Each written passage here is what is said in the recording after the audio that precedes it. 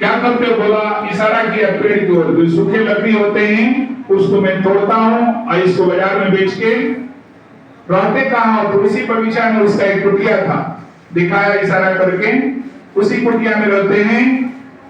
कौन है उसमें? बोला कि हमारे अंधे माता पिता। उनके माता पिता थे, दोनों अंधे थे। अब समझ लीजिए उस नौजवान के ऊपर क्या बीती होगी। वो नौजवान है, माता पिता अंधे हैं, फिर भी सेवा करता है। वो अपने माता पिता के साथ साथ समाज का भी सेवा करता है। लोग पूछा कि आप शादी करेंगे? कहा कि हाँ होगा।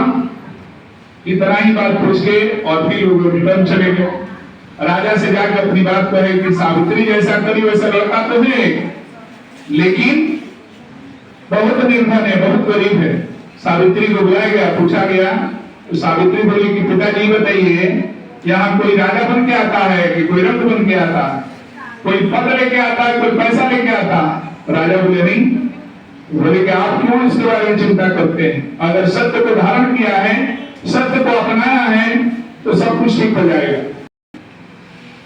इनकी बात सुन के, सावित्री की बात सुन के फिर वो लोग गए और सत्यवान से बात की कि सुनो, हम लोग तुम्हारी शादी के बारे में बात कर रहे हैं, लेकिन वो राजा की पुत्री है। बोला ठीक है, राजा की हो या रंग की, हमको इससे कुछ लेना देना नहीं, लेकिन हमारा शर्त आप सुन लीजिए। वो राजा की पुत्री है, लेकिन हम शादी तब करेंगे जब इस कुटिया में रहने के लिए तैयार हो। हम कभी नहीं उसके घर जमाई बन के रहने के लिए तैयार है।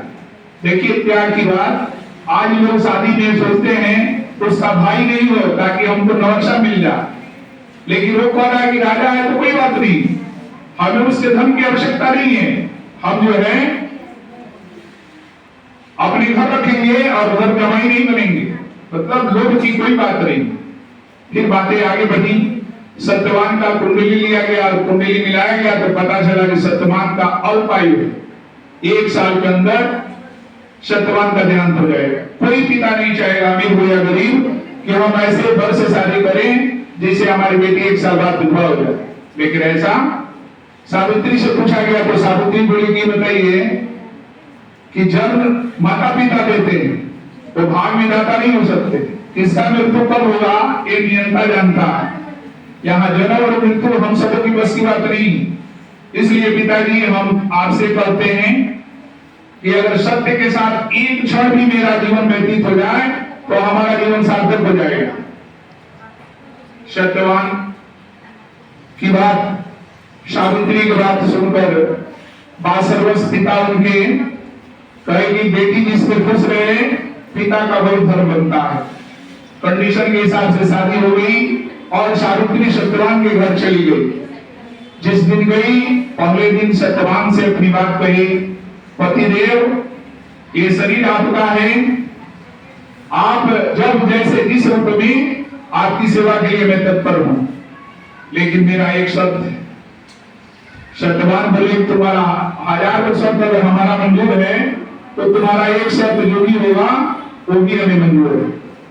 जीवन यापन होने लगा। सावित्री कही कि बर उधार रखा है। जीवन यापन होने लगा। अपने पारिवारिक जीवन में ये लोग बड़े प्रसन्न रहने लगे। होते होते वो दिन आ गया जिस दिन की सावित्री इंतजार कर रही थी। जमराज आया, आने का दिन जब आया तो सावित्री बोली को दिन आ गया जिस दिन के लिए मैंने बर उधार रखा था। जैसे सत्यवान अपना कुठारी लेके बाहर निकलते हैं, सावित्री पीछे हो जाती है। सत्यवान कुछ नहीं बोलते, इसलिए उन्होंने बर दे चुका था। आगे बढ़ने के बाद यमराज आता है और सावित्री सत्यवान का प्राण ले जाने की बात करता है, लेकिन सावित्री जो है पीछे पीछे आगे बढ़ती है। यमराज कहता है देखो यहाँ से कोई लौट के नहीं जाता। सावित्री बोली कोई बात नहीं, मेरे पति जा रहे हैं तो हमें जाने में कोई कठिनाई नहीं।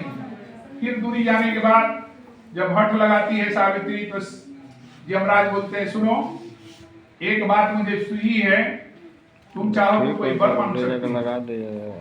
बोले कि सब ठीक है, आप मुझे एक पुत्र दे दीजिए जो सोना के कटोरी में दूध भात खाते हुए हमारे सास ससुर देख सका।